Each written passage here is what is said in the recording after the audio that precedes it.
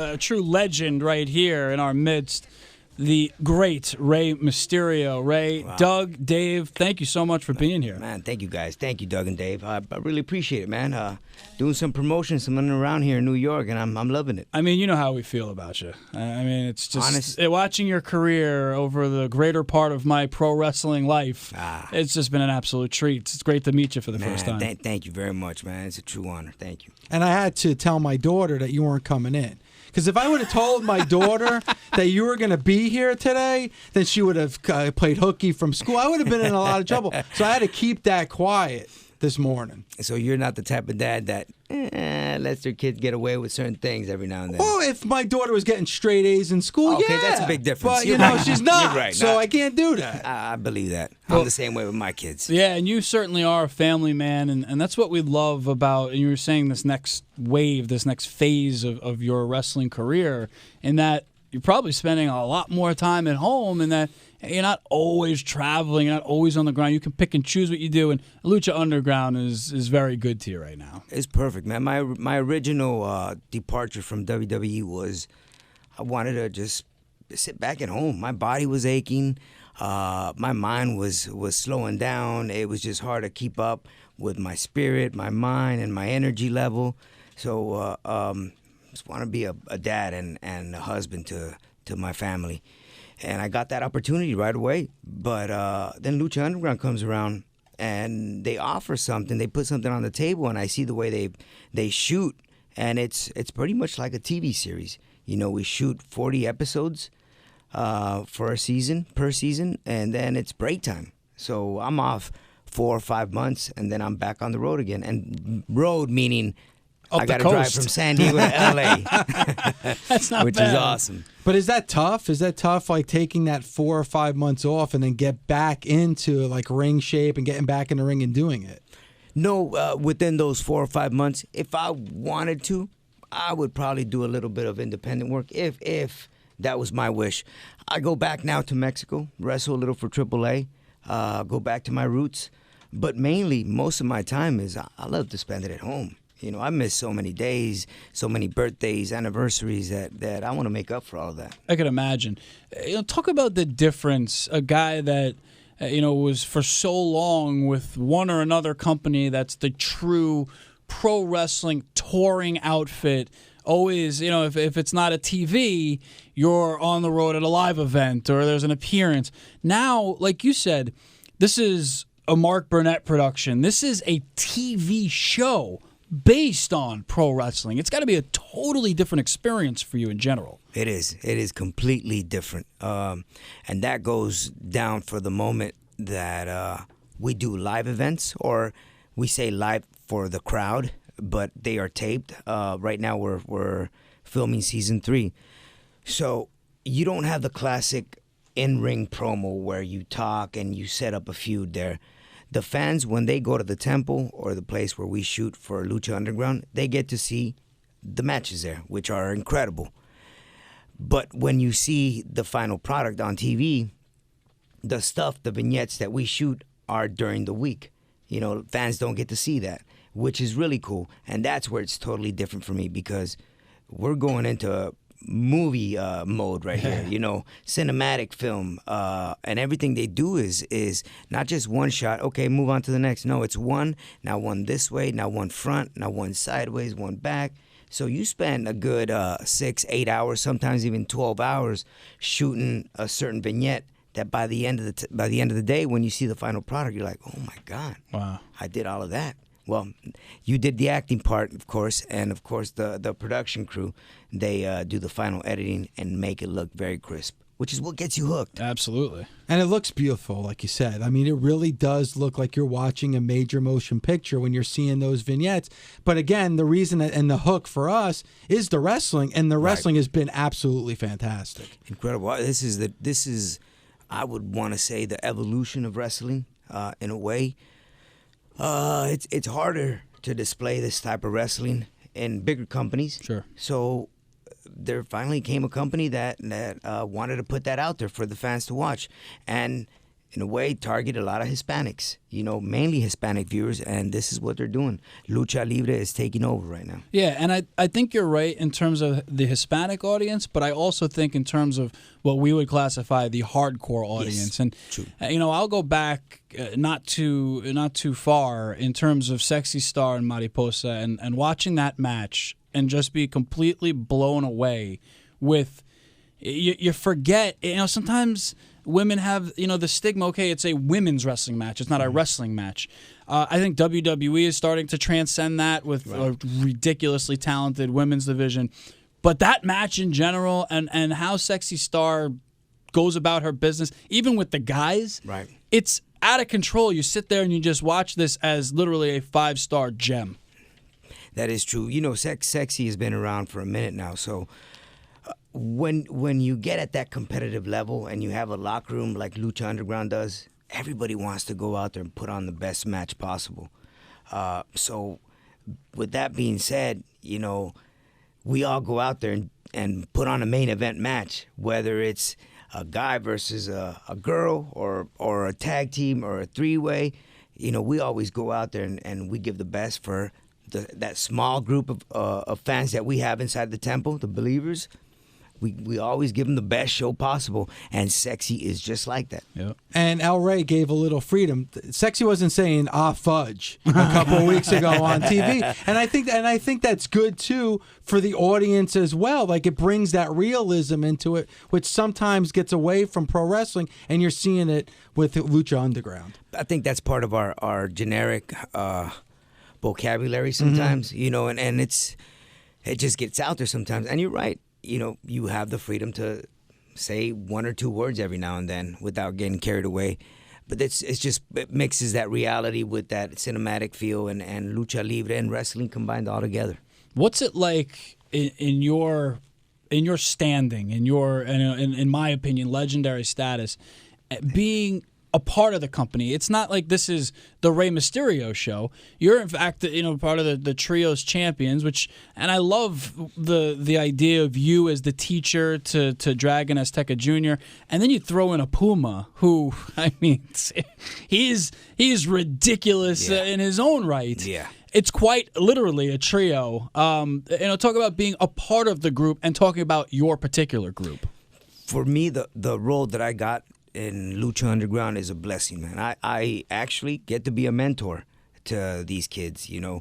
Puma, who at one point was telling me, grew up watching me. WWE, Rey Mysterio, The Rock, you guys were my idols growing up. So you can only imagine how that makes me feel when I'm in the ring next to him. Azteca was trained by my uncle in Tijuana. Wow. And at one point was wrestling under a Rey Mysterio name as well. So if you think about it, man, it all ties in, coincidentally, who knows? But to me, that's a blessing because that's something that I take very personal, guidance, any mentoring, any advice that I can give, they know I'm always there, and I can only guide them through the right way. I'm not that type, jealous type, or I hold things back, The boys know that if they ever need something from me, I'm going to give it to them straight up. Yeah, it's not going to be the in-your-face vocal leadership, no. but pick your brain all they want. Yeah, and they would, and they will, and they have. Good. You started young. Did this go fast? You look over your career and how much you've done and what you've accomplished, and starting out as young as you were. Does this career go, just so quick? It has, and throughout my years, everything did happen so fast. The evolution of the name Rey Mysterio. Once I became that character, it just took one level to another to another. And there was never any downfall, if I recall.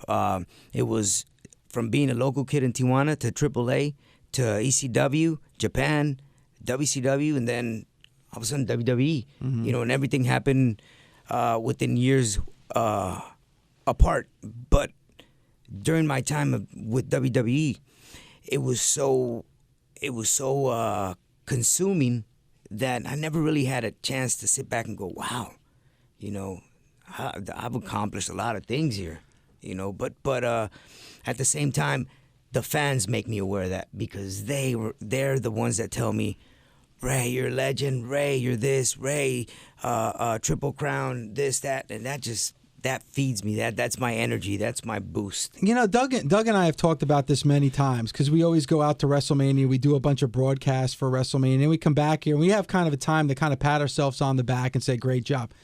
When you're with the WWE, you don't have that opportunity. I mean, it's basically you're going from WrestleMania to Monday Night Raw, and then the schedule just starts all over again. Right. I think the only acknowledgement we get is probably right there within the boys. Good job, because they'll be watching matches and say, man, that was a good match, you know, and that just feeds you up with fuel. You want to go out there the next night and put on a better show than you did the night before. Wow. And that's how it is here at Lucha Underground as well. One thing that I do appreciate with WWE in particular, at least now, is this, we continue to call it a shade of gray in pro wrestling. And, you know, seeing different guys in different spots, and they have this deal with Evolve now, and you never know who's going to show up there, and it feeds into NXT and NXT to the main roster. But now the Global Cruiserweight Series, and I'm sure somebody, you know, who's had great opportunity but sees guys who do not have those sort of opportunities, you got to feel good for having this mass be able to congregate under one umbrella and get it promoted in a good way. And again, opportunities come up for maybe some unlikely folks. This opportunity, I believe, was brought up a long time ago. And, I mean, the cruiserweights that started this whole division back in the day from WCW were the Jerichos, the Dean Malenkos, you know. They were able to give me an entry there, and I was part of that group. So it was, you think, wow, it took that long of a time to actually create a division when you had all these great talent, independent talent, like Puma at one point, sure. You know, like Azteca, like, well, I wouldn't say Brian Cage is such a cruiserweight. That's a big dude. But he's a big dude, and look at how he moves, man. Yeah. You know, he's incredible athleticism, you know, and his look is just phenomenal. But it took this amount of time, and now the cruiserweight division is taking off. Who knows where it's gonna be? I'm just hoping that it goes in the right direction. Right. You know, competition is always good competition. And I think what you see on Lucha Underground is definitely a lot of cruiserweights out there putting on the hybrid style wrestling. Absolutely. And like for yourself, I think you're one of the few guys, and I don't want to make it a stature thing, but you know how the WWE looks at size, you know. Oh, yeah. And you were able to kind of throw that to the wayside and be a multi-time world champion because people loved you. You know, you were able to have that connection with the crowd. And we've talked about this before on the show that, you know, you appreciate the fans as much, if not more, than any professional that's out there. But now looking at the landscape, too, and seeing an AJ Styles. Who ever thought AJ Styles would have been with WWE in the first place? And now he's in a world championship, you know, back and forth with a big dude. You got to feel good about the evolution, not just in WWE, but the evolution in pro wrestling and how things have changed in terms of the stereotypes. Without a doubt. And I remember Conan telling me one time, and he kept on mentioning it over and over. Every year, every now and then that the topic would be brought up, he would say it. He goes, Rey, believe me when I say this, wrestling will change. Most definitely, sooner or later, more weights like you are going to be taking over, and that's going to be the new evolution of wrestling. You know, that's going to be dominating. Big mans are not going to be that's not going to be the main attraction anymore, which it was for a very long time. And respect, hats off, you know. I was part of that crew still at one point with the Big Shows and the Batistas. But you're right, you know, I see boxing now. I see MMA, and look at the Conor McGregors. Yeah. You know, look at the Triple G's, the Canelos. You know, they're not heavyweights anymore. It's like, where did all the heavyweights go? I think it's just part of that natural evolution of the sport. When you look at that, and you're absolutely right, but you needed the Rey Mysterios, the Chris Jerichos, and the Dean Malenkos to make that happen. Who now, especially with Lucha Underground, who is the future? When you look at Lucha and you look at the roster, who is going to take Lucha Underground to the next step? Well, without a doubt, man, my number one top pick is Prince Puma. I mean, Prince Puma he's a talent that I had not seen before, and it would be very hard to find somebody like that, in many years. So right off the top of my head, I would say Prince Puma. And then I see the likes of like a Pentagon, who is incredible, has a great attire, has a look. Phoenix, who reminds me a lot of myself growing up as a wrestler in AAA. Brian Cage, which I mentioned before. I love Angelico. Angelico is awesome. Oh, my God. That's awesome. And Jack Evans is another guy who has great personality, incredible in the ring, very controversial, and his maneuvers, man, in the ring, he's just like a Gumby. He just moves all over the place. Incredible. How do you feel about the future, not just of Lucha Underground, but wrestling outside the WWE? WWE's dominated the scene for so long, and there wasn't a lot of competition. Now you are seeing some competition. What do you think the future is outside the WWE for wrestling? I think with Lucha Underground being not even a threat to WWE, because it's completely different. I mean, we have a completely different show, but it is something that is very attracting, and it is something that is causing a lot of buzz within the wrestling fans. We still have more of a cult following with Lucha Underground, kind of like an ECW back in the day. But for me, in my case, I don't think many wrestlers would probably been able to leave now WWE and go to a Lucha Underground, because I don't think that's the look they're looking for. But for me, it fit perfect because of the Lucha Libre. Those are my roots, so I blended in perfectly well with that. Johnny Mundo, I mean, look at that guy, man. I wrestled him back in WWE when he was Morrison. So he picked up a lot from Eddie and myself at the time. I'm glad you brought that name up. Tell me the difference between John Morrison and Johnny Mundo. He's more mature now. He's definitely grown quite a bit, and he understands the business much more, and I think it's a good thing, man. It's fun being around him. I actually did all morning media with him today, and yesterday we started off the day as well. So he's definitely a fun guy to be around. I love seeing the evolution from John Morrison to Johnny Mundo. Yeah, as do I. And hey, it's not a bad bonus being around Taya, as far as I'm concerned. That's just my personal opinion on that one. I think the same. I mean, he did swap from Melina to Taya, so what do we say, man? It's called an upgrade. Yeah, well, you know what? You're fine either way, okay? Do you look at, like, we obviously, a big part of our show today is recapping Monday Night Raw. Since you've left, the show has gone 3 hours. Do you look at that and say, how the hell do they do a 3 hour and sometimes 3 hour and 10-minute show every single Monday night? I'm not going to hate, because I was part of that show at one point.